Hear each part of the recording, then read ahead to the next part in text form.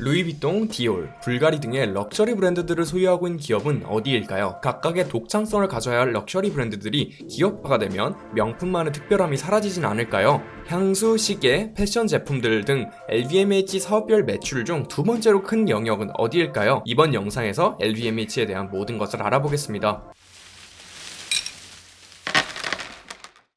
프랑스 기업인 LVMH는 루이비통, 모엣, 헤네시의 약자로 아주 다양한 럭셔리 제품들을 판매하고 있습니다. 디올, 루이비통, 헤네시, 돈페리뇽, 위블로, 불가리 등 술, 패션 제품, 향수, 시계 등을 만드는 회사들을 소유하고 있습니다. 이외에도 LVMH 산하에는 75개의 기업이 있으며 LVMH는 이들을 매종이라고 부르죠. 전 세계적으로 16만 명 이상을 고용하고 있을 정도로 글로벌 대기업입니다. 특이하게도 전통적인 자회사들보다 각각의 브랜드들의 독창성 및 강점들을 존중해주는 형태로 운영이 되고 있다 합니다. 일반적으로 인수합병을 하고 나면 최대한 기업 간 시너지를 뽑아내기 위하여 서로의 장단점을 보완해주는 형태로 가는데 LVMH는 각각의 장단점을 안고 가는 느낌이죠. 따라서 LVMH는 모기업의 느낌보다 럭셔리 브랜드들의 플랫폼 같은 느낌이었습니다. LVMH가 비즈니스 모델 및 환경을 조성해주면 산하 브랜드들은 원래 하던 것처럼 운영을 하면 되기 때문이죠. 패션과 럭셔리 산업 특성상 특수성을 가져야 하며 당연하게도 다른 브랜드들과 차별점 및 브랜드의 고유한 가치가 없어진다면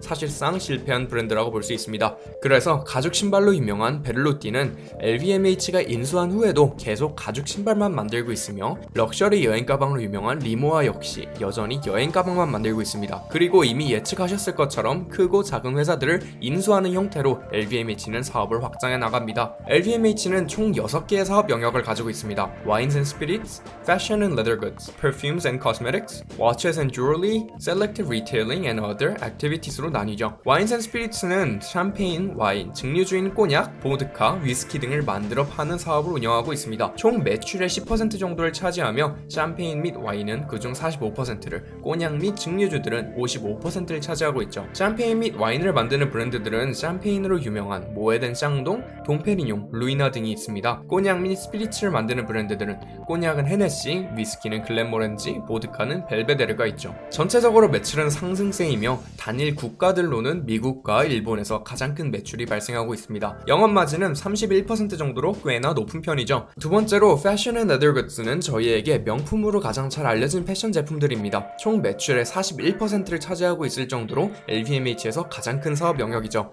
루이비통, 디올, 셀린느, 지방시, 팬디 등 들으면 알만한 명품 브랜드들을 소유하고 있습니다. 더불어 각각 제품을 만드는 데에 자주성을 존중해주고 있습니다. 로로비아나의 경우 공정의 모든 작업을 로로비아나가 관여하지만 디올은 아웃소싱을 적극적으로 활용하고 있다 합니다. 같은 LVMH에 있어도 각각의 브랜드들이 운영이 되는 방식은 천차만별인 것이죠. 매출은 크게 증가 중이며 이 역시 일본과 미국의 비중이 가장 높습니다. 일본을 제외한 아시아 지역도 굉장히 비중이 높은데 중국의 비중이 상당히 높지 않을까라는 생각이 듭니다. 영업마진은 33% 정도로 생각보다 높진 않았습니다. 일반적인 소프트웨어 기업들이나 최적화가 잘 되어 있는 기업의 영업마진과 비슷한 수준이라는 점이 상당히 흥미롭습니다. 세 번째로 Perfumes and Cosmetics는 향수, 화장품, 스킨케어 제품들을 판매하는 영역입니다. 총 매출의 13% 정도를 차지하고 있죠. 디올, 베네피트, 프레쉬, 겐조 등의 브랜드 향수와 단독적으로 운영이 되고 있는 향수 및 메이크업 브랜드들을 둘 다 보유하고 있습니다. 메종 프랑시스 커전과 같은 니시 향수를 만드는 브랜드들도 포트폴리오에 담겨 있죠. 매출은 전체적으로 상승 중이며 프랑스와 미국의 비중이 높습니다. 일본을 제외한 아시아 부분이 굉장히 높은 점을 볼 수 있는데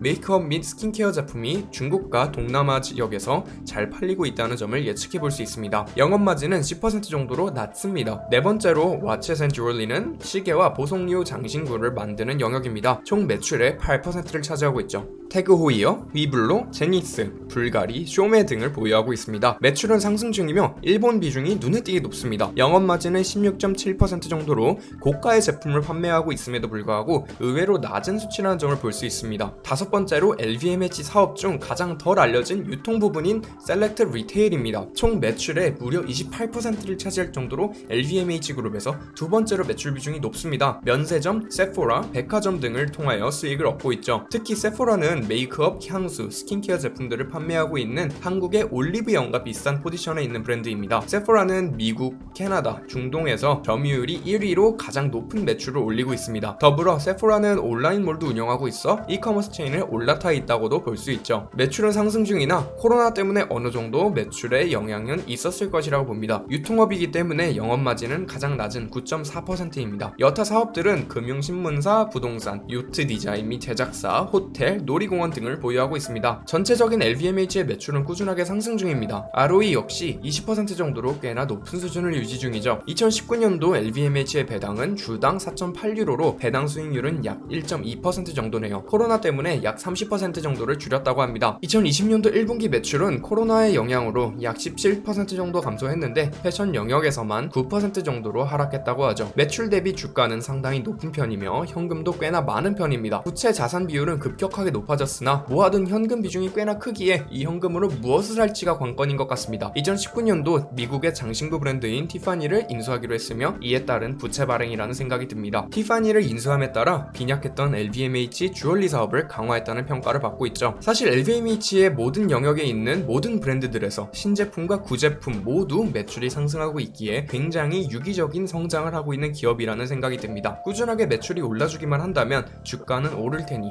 럭셔리 산업에 관심이 있으시다면 언제든지 LVMH를 담아두셔도 괜찮을 것 같습니다. 오늘 전해드린 투자 이야기 재미있고 유익하게 들어보셨나요? 더 많은 투자 이야기들이 준비되어 있으니 구독과 좋아요, 알림 설정까지 부탁드립니다.